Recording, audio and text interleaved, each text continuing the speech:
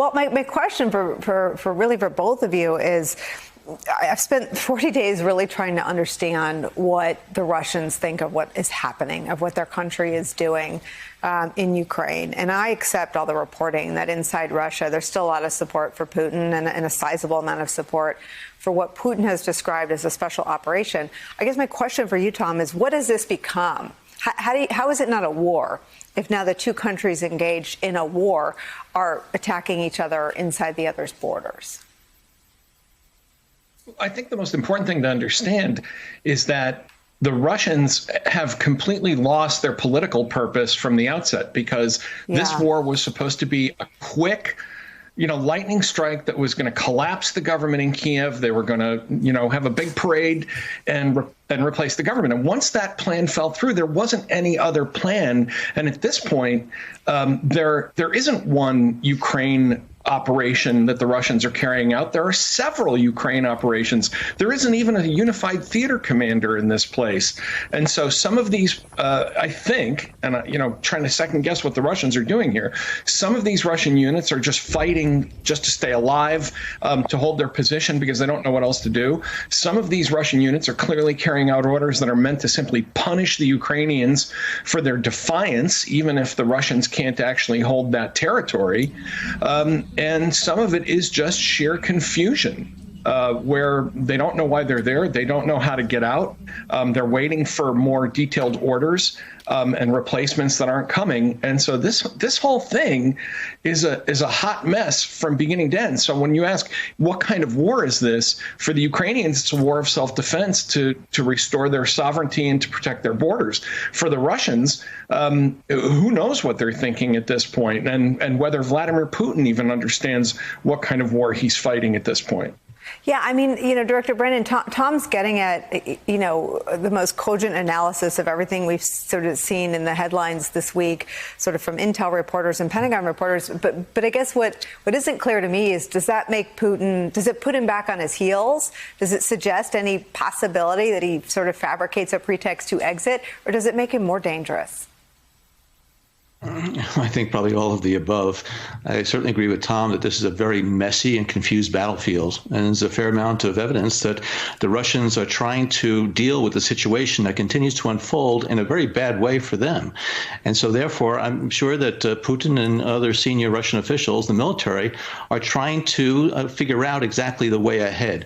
And so that's why they're sending signals about negotiations and ceasefires, but also, I think, trying to reorient their forces, reposition them, resupply them. I do not believe for one moment that Putin has given up on his objective of actually taking over Ukraine. But that doesn't mean that he has to now deal with the reality on the ground, because he never anticipated, at least in my mind, that after 5 weeks, this would be the situation in Ukraine. I do think he thought that this was going to be a fairly quick exercise and that he would be in control of most of Ukraine by now. Tom, I want to read some of the reporting that sort of builds into the analysis you've offered. And it's about the lack of a battlefield commander based on our analysis. This is from the Times reporting. The lack of a unifying military leader in Ukraine has meant that Russian air, ground, and sea units are not in sync. Their disjointed battlefield campaigns have been plagued by poor logistics, flagging morale, and between 7,000 and 15,000 military deaths, senior U.S. officials and independent analysts say. It's also contributed to the deaths of at least 7 Russian generals, as high-ranking officers are pushed to the front lines to untangle tactical problems that Western militaries would leave to more junior officers or senior enlisted personnel. For as astute as all of our intelligence has been on the Russian question, is the Russian military worse than anybody thought, or it's just a trial that even the best intel can't predict its outcome? What's your read on this? Well, it's a little of both of those. I don't think anybody observing the Russian military would have bet on completely staggering levels of incompetence like we're seeing now. But it also tells you that the whole Russian military system, command and control, the way they train, the relationship between their officers and their enlisted people, is just dysfunctional at every level. And when you were reading those figures, Nicole, I just kept thinking, what a staggering amount of losses in 5 weeks. I mean, that's just incredible. incredible.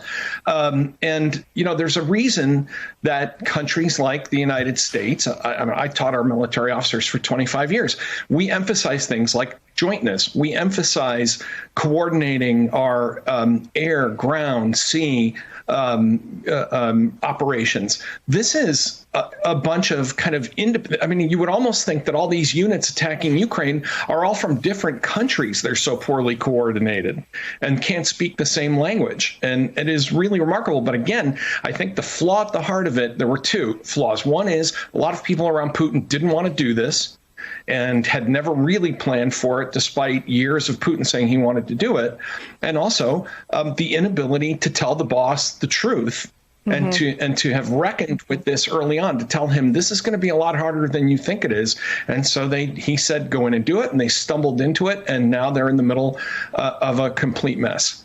Director Brennan, to Tom's point, this figure of 7,000 to 15,000 military deaths, the other piece of that, I think, is a NATO estimate of, if those numbers hold or are close, I think 30 to 40,000 Russian soldiers that have been, it would include the number killed, captured or injured. And I wonder if in your mind, with your understanding of sort of the pressure points where they are and are not in Russia, is there a figure where the cost is so high that it changes the support for Putin inside Russia? Or are those frames sort of a Western frame on an autocratic country that doesn't have the same sort of value for life?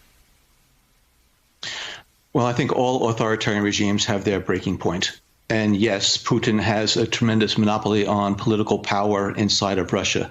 But if you bring together the tremendous losses on the battlefield and all of those Russian soldiers who have been killed, together with the economic pressure that it's facing internationally in terms of sanctions, and then the demonstrations and protests in Russia, and if there's going to be some bloody confrontation between security forces and Russian citizens on the streets of Moscow and St. Petersburg and other things, I think that combination of pressures really does raise questions about the continued viability of the Putin regime.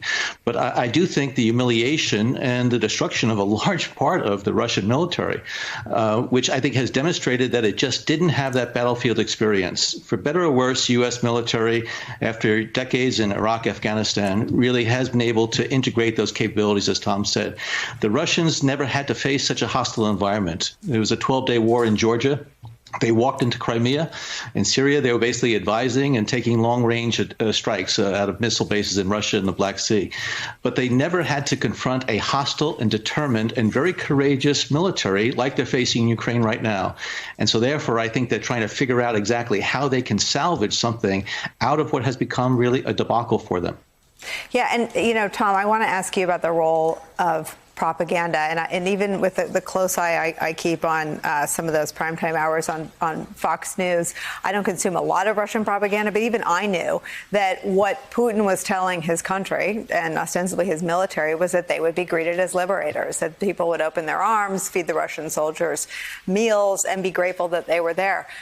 Not only has it not happened in the whole of Ukraine, that hasn't even appeared to have happened, or it hasn't happened in any ways that are public-facing in the contested Donbas region. I mean, what does that portend for how this ends? Well, we want to believe that body bags and returning soldiers who tell stories of what's really going on will affect the home front.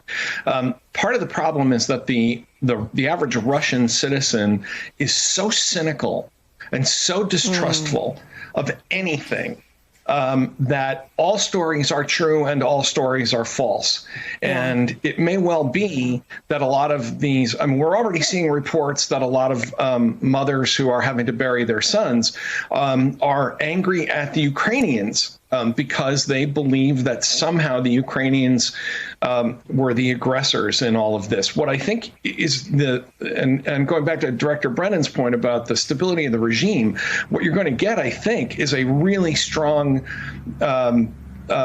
division of opinion between older Russians who support Putin and who will basically shrug and believe or not believe anything they're told, and younger Russians who know how to get on the internet, who know how to follow the news, who are in touch with each other. That this is, you could look at this as the last gasp of the old Soviet or Russian past, and that the people who actually know what's going on, if they have a chance, are the Russian future. But for now, I wouldn't bet on public discontent immediately making Putin pull back. In fact, I'm worried that he will lash out and do something really dramatic as a way of trying to shore up the home front and to put some spine into his men out in the field.